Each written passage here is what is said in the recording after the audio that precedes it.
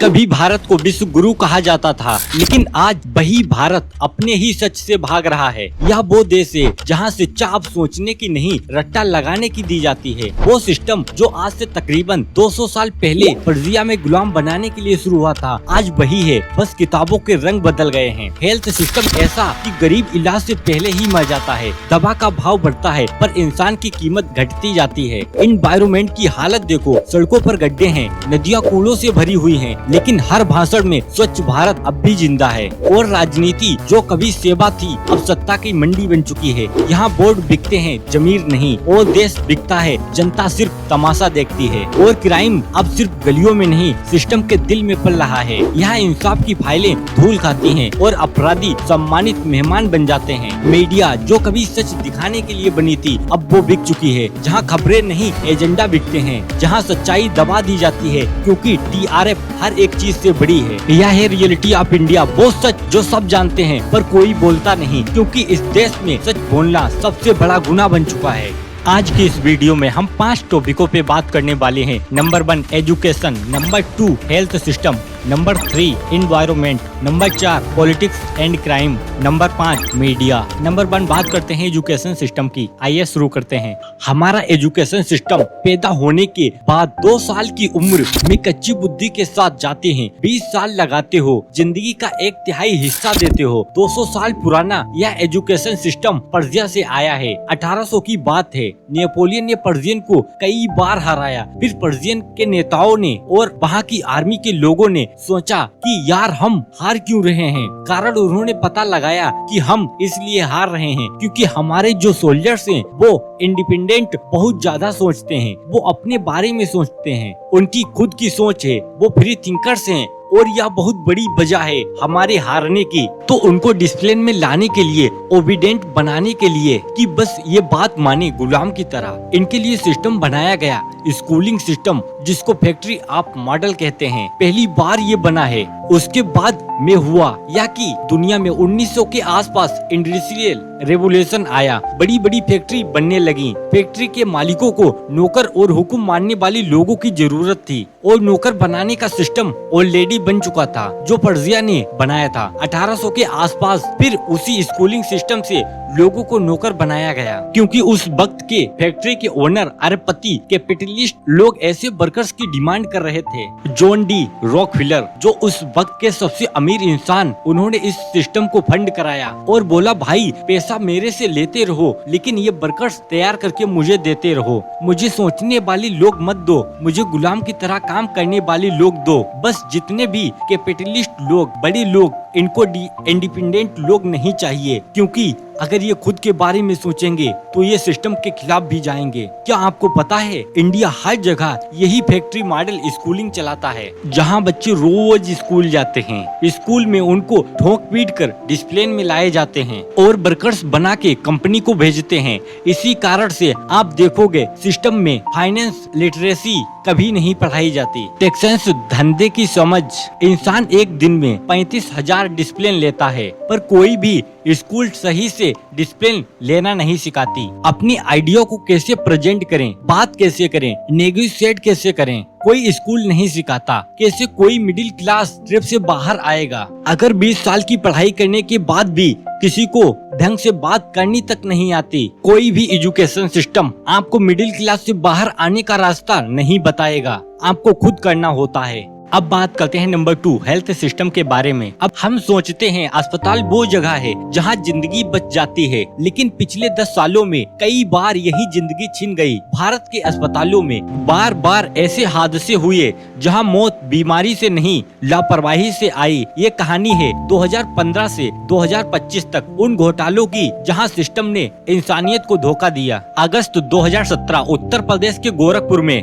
BRD medical college रात के 1 बजे अचानक बच्चों की सांसें थमने लगीं। ICU में ऑक्सीजन खत्म हो गया था। वजह अस्पताल ने सप्लायर को महीनों से भुगतान नहीं किया था। सप्लाई बंद कर दी गई और अगले 3 दिनों में करीब 60 बच्चों ने दम तोड़ दिया। घटना ने पूरे देश को झंझोर कर रख दिया। जांच कमेटियां बनी, लेकिन सवाल वही रह गया, क्या एक फाइल और बकाया के कारण इतने मासूमों की जान जानी चाहिए थी? साल 2025 मध्य प्रदेश के कई इलाकों में बच्चे अचानक बीमार पड़ने लगे। जांच में सामने आया, उन्होंने जो कप सिरप पी थी उसमें दवा नहीं, जहर था। डाइथिलेंस ग्लाइकोल एक औद्योगिक केमिकल जो शरीर के गुर्दों को नष्ट कर देता है। इसी तरह से जहरीली सिरप 2022 और 2023 में गंबिया और उज्बेकिस्तान में भी भारतीय कंपनियों से जुड़े पाए गए थे।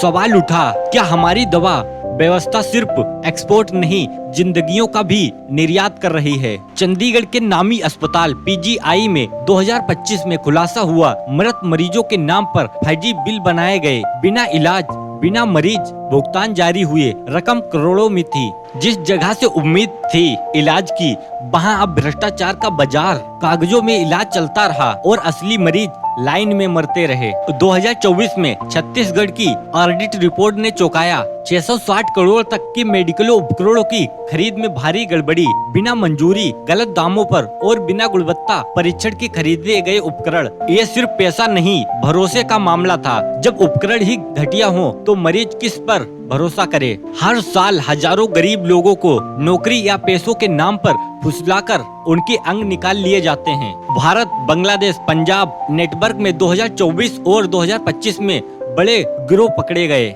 कई मामलों में छोटे निजी क्लिनिक भी शामिल थे।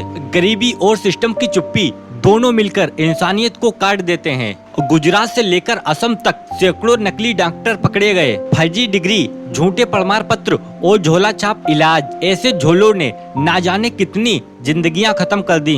ये सिर्फ कानून तोड़ना नहीं, जिंदगी से खेलना है। हर बार हादसे के बाद जांच बैठती है, लेकिन सिस्टम नहीं बदलता। दवा की टेस्टिंग कमजोर है, ऑडिट फाइलों में धूल जमा है और जवाबदेही गायब। 10 साल, 6 बड़े घोटाले और हजारों टूटे परिवार। अस्पताल में विश्वास होना चाहिए, डर नहीं। दवा राहत बननी चाहिए, जहर नहीं। और सिस्टम इंसानियत के आगे झुकना चाहिए, पैसों के आगे नहीं। बात करते हैं नंबर 3, एनवायरनमेंट के बारे में। अब यह सिर्फ सीमेंट और लोहे की कहानी नहीं है, यह उन पुलों की कहानी है जो हमारे भरोसे पर खड़े हैं और लापरवाही के बोझ तले ढह गए। पिछले कुछ सालों से 2025 तक भारत में दर्जनों पुल और सड़कें टूटी। हर एक बार एक ही सवाल उठा, जिम्मेदार कौन? भारत में आज 1.5 लाख करोड़ से ज्यादा पुल हैं। उनमें से कई आज भी आजादी के दौर के हैं। समय और रखरखाव की कमी ने उन्हें कमजोर बना दिया। 2016 से 2024 तक कम से कम 40 से ज्यादा पुल या फ्लाई ओवर ढह चुके हैं। 30 अक्टूबर 2022 गुजरात के मोरावी शहर में एक पुल जो अभी अभी मरम्मत के बाद खोला गया था,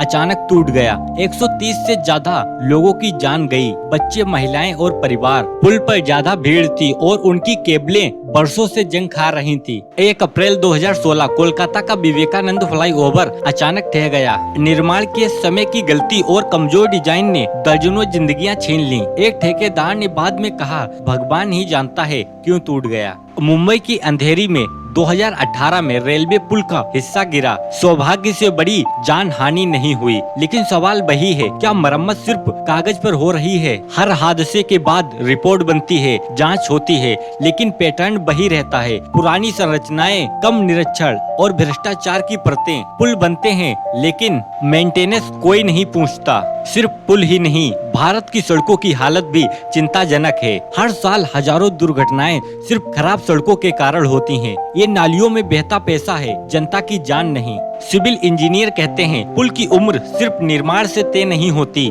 बल्कि रख रखाव और समय समय पर परीक्षण से होती है। लेकिन यहाँ इंस्पेक्शन रिपोर्ट या तो होती ही नहीं या दबा दी जाती है। हर हादसे के बाद एक कमेटी बनती है, लेकिन सवाल वही रहता है, क्या इन रिपोर्टों पर कभी कार्रवाई होती है? अब जरूरत है नई सोच की, डिजिटल मॉनिटरिंग, ट्रांसपेरेंट टेंडर्स और हर पुल की उम्र की पब्लिश जानकारी, ताकि अगला हादसा होने से पहले ही रोका जा सके। हम पुलों पर भरोसा करते हैं, पर अब वक्त है जिम्मेदारी भी उतनी मजबूत हो जितनी उनकी नींव होनी चाहिए। बात करते हैं नंबर 4, पॉलिटिक्स एंड क्राइम के बारे में। अब इस वीडियो का मकसद किसी व्यक्ति या पार्टी पर आरोप लगाना नहीं है। यह एक जागरूकता डॉक्यूमेंट्री है, जिसमें बताया गया है कि कैसे भारत कि राजनीति में अपराध के आरोप वाले नेता बढ़ते गए और इस दौरान कानून व जनता का रोल क्या रहा।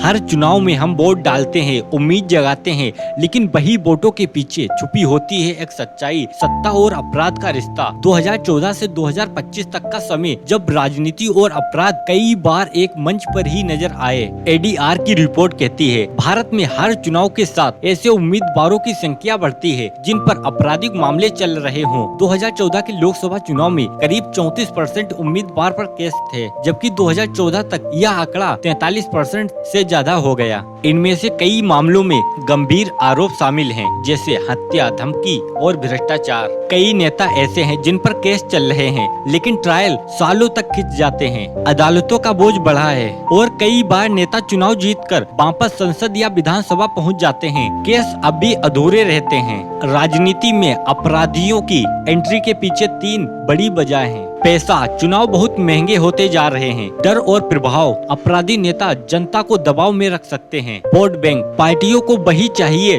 जो जीत दिला सकते हैं, इसलिए कई बार पार्टियां ऐसे लोगों को टिकट देती है जिनकी छवि मजबूत लेकिन विवादित होती है। मीडिया ने कई बार घोटालों को उजागर किया, लेकिन कई बार राजनीतिक दबाव और TRP के कारण सच्चाई पूरी तरह से सामने नहीं आ पाई। सोशल मीडिया पर अफवाहें, आधी अधूरी खबरें फैलती हैं, जिससे असली मुद्दे पीछे छूट जाते हैं। जनता को अब खुद तय करना है वह वोट किसे और क्यों दे रही है। जब राजनीति में अपराध घुसता है तो उसका असर जनता पर पड़ता है। सड़कें अधूरी रह जाती हैं, शिक्षा और स्वास्थ्य पर असर पड़ता है और भरोसा कमजोर हो जाता है। हर गलत फैसले की कीमत जनता चुकाती है। अब वक्त है बदलाव का। चुनाव में साफ सुथरे उम्मीदवार को मौका दें। हर उम्मीदवार का आपराधिक रिकॉर्ड खुद पढ़ें। ADR की वेबसाइट पर सारी जानकारी होती है। सोशल मीडिया पर फैली अफवाहों को बिना जांचे आगे न बढ़ाएं और सबसे जरूरी, वोट डालने जरूर जाएं। लोकतंत्र की ताकत जनता के पास है। अपराध और राजनीति का मेल तभी टूटेगा जब हर वोट सोच समझ कर डाला जाएगा, क्योंकि देश वही बदलता है जो सवाल पूछता है। अब बात करते हैं नंबर 5 मीडिया के बारे में। आइए शुरू करते हैं। आजकल खबर नहीं उड़ती, अफवाहें उड़ती हैं। मोबाइल एक फॉरवर्ड बटन से एक झूठ पूरे देश में फैल जाता है और जो सच है वो कोने में चुप बैठा रह जाता है। मीडिया जो कभी जनता की आवाज थी, अब लगता है किसी और के इशारे पर नाच रही है। यह कहानी है उस सच्चाई की जो बिक गई और उन अफवाहों की जो छा गई। कभी मीडिया सच का आईना थी, वो सरकार से सवाल करती और जनता की परेशानी दिखाती और नेता को जवाब देना पड़ता था। पर वक्त बदला जब टीवी चैनल और सोशल मीडिया आए, खबरें कमाने का जरिया बनी। अब सवाल नहीं उठते, बस TRP बढ़ाने की रेस चलती है। आज खबर से ज्यादा मायने रखता है व्यूज और TRP। जितना डर उतनी रेटिंग, जितना हंगामा उतनी कमाई। इसलिए हर दिन कोई ब्रेकिंग और शॉकिंग खुलासा लेकर चैनल सामने आ जाता है। सच नहीं बिकता, लेकिन ड्रामा बिकता है और वही चल रहा है। अब सोचिए, जब चैनल चलाने के लिए करोड़ों लगते हैं तो पैसा कहां से आता है? जाहिर है बड़े बड़े उद्योगपतियों और नेताओं से। और जब वही मालिक हैं तो खबरें उनके खिलाफ कैसे जाएंगी? यही तो असली बिकाऊ सिस्टम है। कई बार जो खबर जनता को जाननी चाहिए वो दबा दी जाती है और जो प्रचार किसी को फायदा दे उससे स्पेशल रिपोर्ट बना दिया जाता है। अब मीडिया से ज्यादा खतरनाक चीज है सोशल मीडिया। यहाँ हर कोई पत्रकार है, लेकिन किसी को सच की जांच का वक्त नहीं है। कोई पुरानी फोटो लेकर कह देते हैं देखो ये आज की घटना है, और लोग बिना सोचे समझे फॉरवर्ड कर देते हैं। कुछ ही मिनटों में अफवाह आग की तरह फैल जाती है। एक गांव में झूठ फैलता है, लोग लड़ पड़ते हैं। किसी शहर में गलत वीडियो वायरल होता है, दंगे हो जाते हैं। बस इतनी सी बात से समझ लीजिए अब अफवाहों की कोई सीमा नहीं रही। फिर भी कुछ लोग हैं जो हार नहीं मानते, जो हर झूठ को पकड़ने की कोशिश करते हैं। ये हैं सच्चे पत्रकार और फैक्ट चेकर। लेकिन इन पर दबाव बहुत है। विज्ञापन काट दिए जाते हैं, मुकदमे किए जाते हैं और कभी कभी धमकियां भी दी जाती हैं। सोचिए, जो सच बोलता है उसी को चुप कराया जाता है। यही है आज की सबसे बड़ी त्रसदी। जब रोज झूठ दिखाया जाए तो भरोसा अपने आप टूट जाता है। लोग अब नहीं जानते कौन सी खबर सच है और कौन सी बनाई गई है। नतीजा, समाज बढ़ता जा रहा। कोई एक पार्टी का अंधभक्त बन गया तो कोई दूसरी का दुश्मन। लेकिन असलियत ये है कि इन दोनों के बीच जो सच है वो किसी को नहीं दिखाई दे रहा है। फिर भी उम्मीद बाकी है। अगर जनता खुद जाग जाए, अगर हम खबर पढ़ने से पहले सोचे, अगर हम सवाल पूछें, तो कोई मीडिया हमें बेवकूफ नहीं बना सकता। हमें खुद सीखना होगा कि झूठ और सच में फर्क कैसे करें। बस यही पहला कदम है जिससे अफवाहों का खेल खत्म होगा। मीडिया बिक सकती है पर सच्चाई नहीं, अफवाह उड़ सकती है पर एक सच्चा सवाल उसे रोक सकता है। अब फैसला हमारे हाथ में है, हम अंधे होकर देखें या आंख खोलकर सच जाने।